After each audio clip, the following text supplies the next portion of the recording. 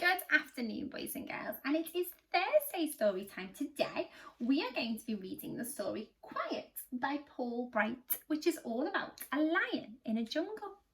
Let's get started. Deep in the jungle, chimps were chattering, frogs were croaking, birds were screeching, and a million insects were humming and buzzing. What a lot of noise! It was time for baby Leo to have his morning nap. He'll never get to sleep with all this din, said Ma Lion. Is there something you can do?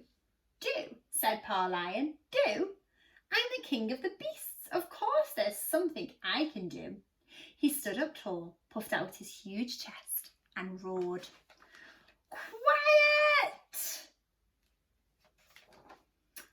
And baby Leo slept. Pa Lion whispered softly, but so clearly that all the creatures could hear him. And if any of you makes a noise and wakes up Leo, I will eat you. All was quiet in the jungle, quiet as the morning mist, quiet as the opening flowers, quiet as a baby sleeping. Suddenly, cawing, crowing, squeaking and squawking, beaks pecking and jaws scratching, two parrots were arguing in the bushes. Quiet, said Pa Lion as loud as he dared.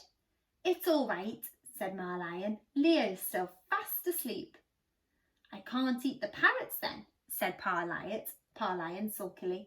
No, dear, said Ma Lion. You can't eat the parrots. Bother, said Pa Lion. I could do with a snack. All was quiet in the jungle, quiet as the trees growing towards the sky, quiet as the leaves reaching towards the light, quiet as a baby sleeping. Suddenly, chuckling and chortling, sniggering and snickering, the hyena was laughing like hyenas do, but nobody knew what was so funny. Quiet, said Pa Lion as loud as he dared. It's all right, said Ma Lion. Leo's still asleep. I can't eat the hyena then, said Pa Lion crossly. No, my dear, said Ma Lion. You can't eat the hyena. Bother, said Pa Lion. I'm beginning to feel quite peckish. All was quiet in the jungle, quiet as calm as after a storm, quiet as the sunshine after a rain, quiet as a baby sleeping.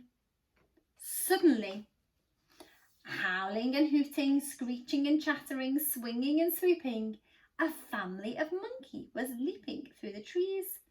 Quiet, said Pa Lion as loud as he dares. It's all right, said Ma Lion. Leo's still asleep.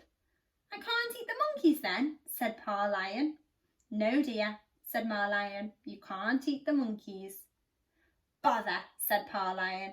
I'm hungry now, really hungry. It was the middle of the day and the jungle was hot and humid.